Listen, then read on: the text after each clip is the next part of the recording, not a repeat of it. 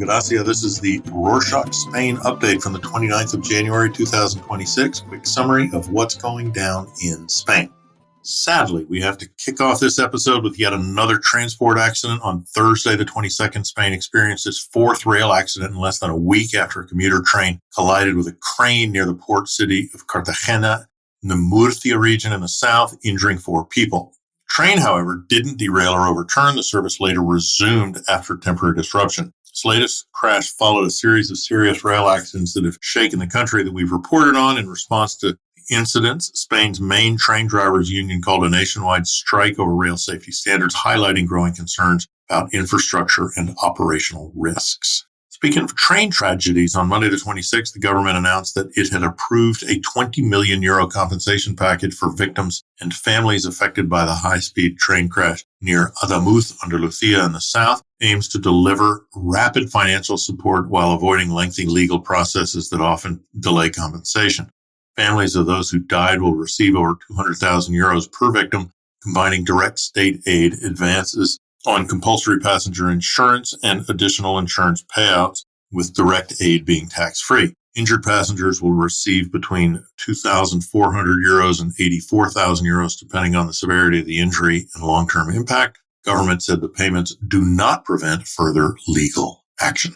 On Tuesday, the 27th, central government has agreed to launch its first mass migrant regularization in 20 years, granting legal status to more than 500,000 irregular migrants. Ruling was approved by royal decree and creates a fast-track route to residence for foreign nationals who can prove they were living in Spain before the 31st of December 2025 and have at least 5 months of continuous stay. The measure will suspend ongoing expulsion procedures and issue a 1-year provisional residence permit. Beneficiaries will immediately gain work authorization, access to public health care, and social security registration. Political party Podemos estimates over 500,000 people will qualify, while other estimates reach 600,000. Government says the move will reduce Spain's underground migrant population, reduce labor exploitation, and ultimately benefit the economy. Some news on employment. According to data released by the National Statistics Institute on Tuesday, the 27th, Spain's unemployment rate has fallen below 10% for the first time in 18 years, signaling a strengthening labor market. Unemployment rate declined to almost 10% in the fourth quarter of 2025, down from nearly 11% in the previous quarter, marking its lowest level since early 2008. Last time unemployment stood below the 10% threshold was in the first quarter of 2008, when it reached 9.6 just before the global financial crisis. Carlos Cuerpo, the economy minister, said the private sector was the main driver of employment growth, accounting for 92% of new jobs created in 2025. He described the figures as evidence of a more stable and resilient labor market with high-quality employment, supporting a long-term increase in the money supply. Next, political party Mas Madrid has launched a high-profile campaign against real estate speculation in the capital, marked by giant banners on residential buildings reading, "They're robbing Madrid of you." The campaign criticizes housing policies of both Madrid City Council and the regional government, accusing them of failing to guarantee access to affordable housing. The buildings chosen are symbolic sites where residents are facing pressure to leave from real estate companies. The campaign was launched over the weekend and aims to link rising rents, housing insecurity, and the loss of neighborhood identity to broader cuts and privatization in public services such as healthcare, education, and transport. Mas Madrid has said that the data, including a 50% rent increase under Almeida, over 15,000 unregulated tourist apartments, and low youth independence rates, are the leading reason for the launch of the campaign. Staying in the capital, Madrid's Prado Museum is introducing a visitor cap after welcoming a record 3.5 million people in 2025, as crowds have overwhelmed the museum, making the experience increasingly unpleasant for everyone. While the exact cap has not yet been announced, the plan also seeks to protect the museum's infrastructure and improve the experience for local visitors, who made up only 35% of last year's audience.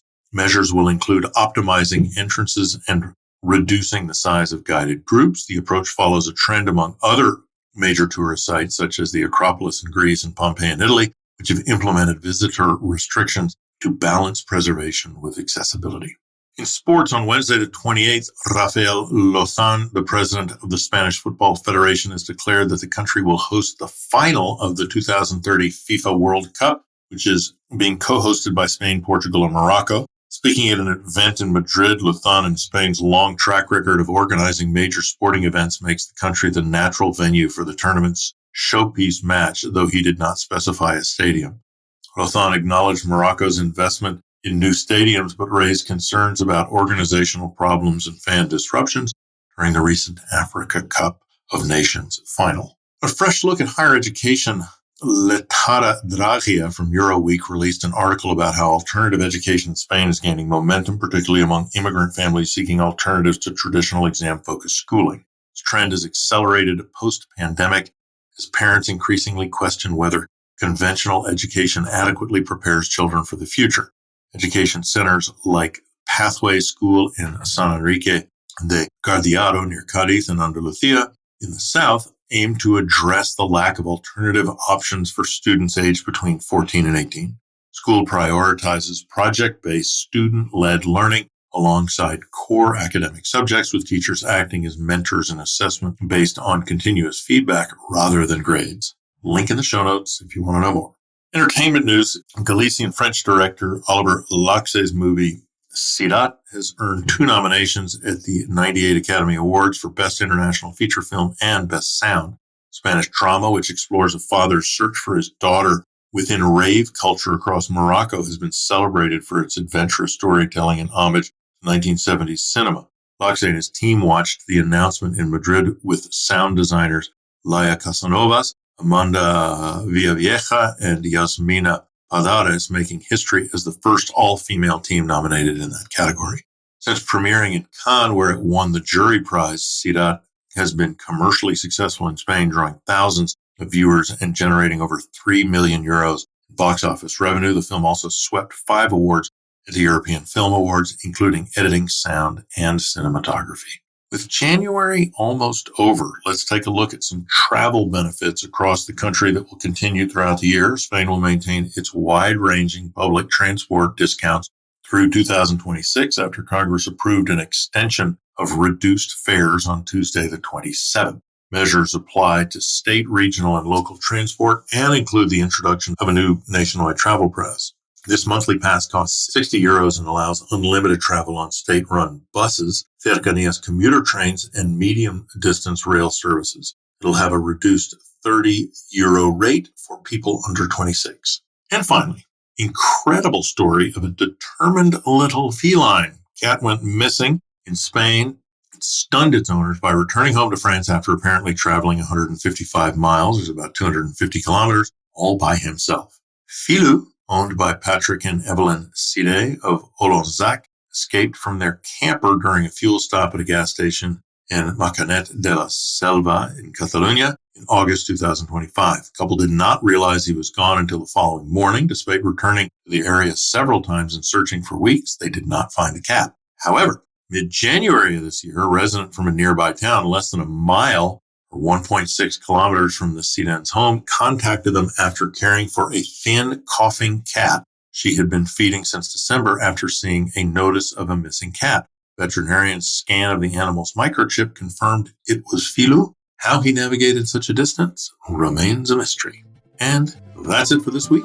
Thanks for joining us. Hasta la próxima.